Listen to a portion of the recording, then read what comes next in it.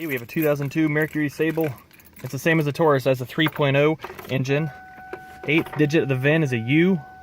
O'Reilly cared when they were giving me a starter, but as you can hear, the starter is shot. We've got a click.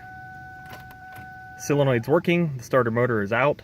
The battery has full voltage. It's got a new battery in it actually from a couple months ago, but we just get a click.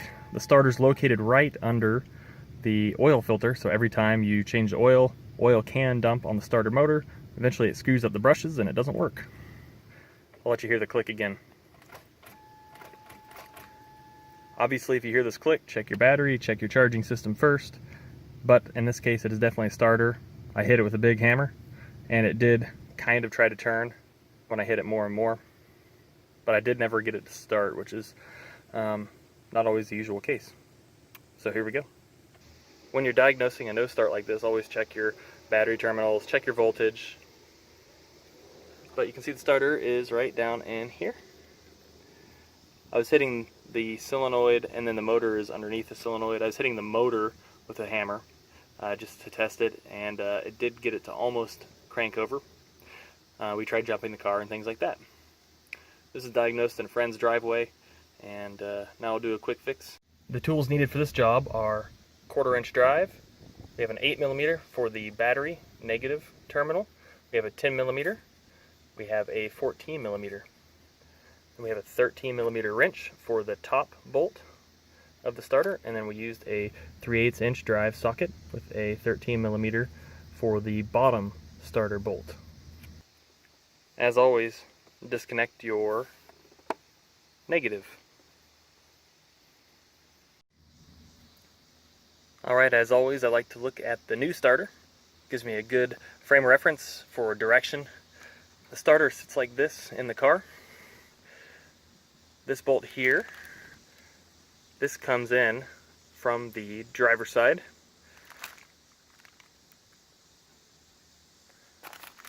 The other bolt, I think, comes in from the passenger side. But here is where the bolts are. One's about 12 o'clock.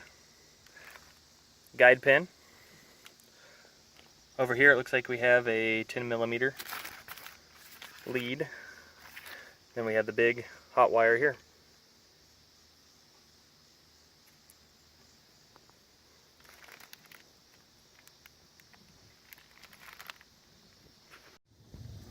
Alright, underneath there is a plastic cap that protects the leads. And then you have your two leads. First one here is a 10mm.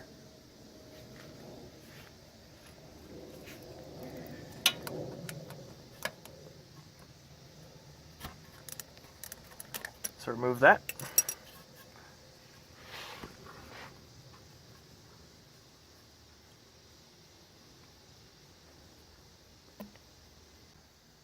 Next you have the big power feed right behind it, which is a 13mm socket. I'm using my 1/4 inch drive for both of these because it's easy to fit in here.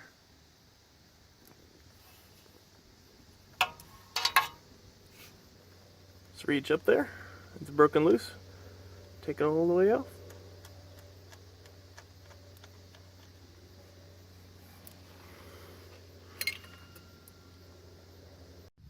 Alright, now we're to the two starter bolts.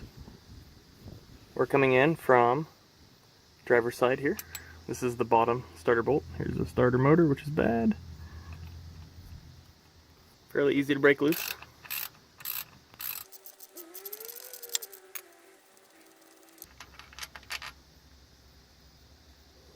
And now here's the top bolt.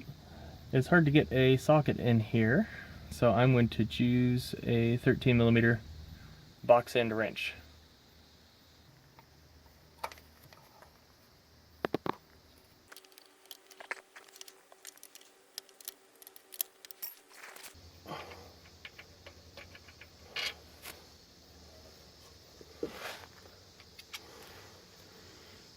Just checking these bolts. They are the same size. Good to note. Now we'll tug the starter out.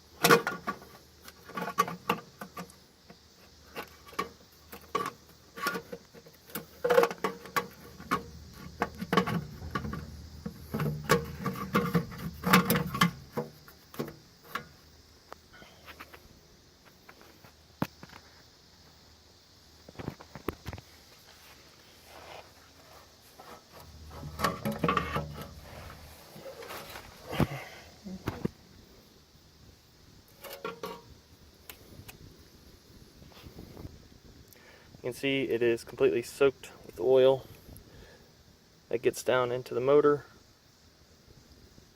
We installed the new starter. Before we reinstall the new starter, I would like to note that this one has an improved design to the original. They put a rubber cap on the end to prevent the oil from soaking into there if or when it does get oil on it. Also, I went ahead and removed the nuts that will screw the leads on, and I put them in a spot under the car where I can grab them easily. So we'll go ahead and slide this new starter in the same way the old one came out. This one should go in. You'll put the tail up in there first. Rotate.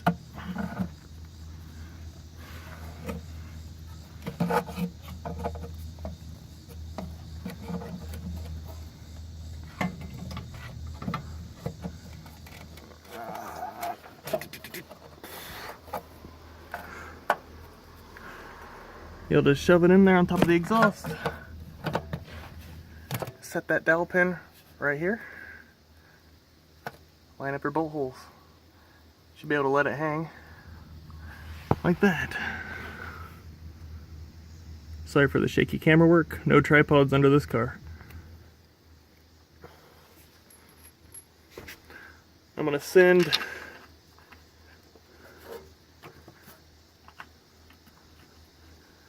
the first bolt in.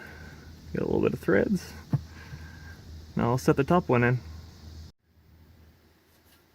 Just installed the leads, and I clicked on the cover that covers up all the connections so they won't touch any metal. Make sure you snug down your 13mm bolts really well. Buttoned up, don't forget to reinstall the negative terminal.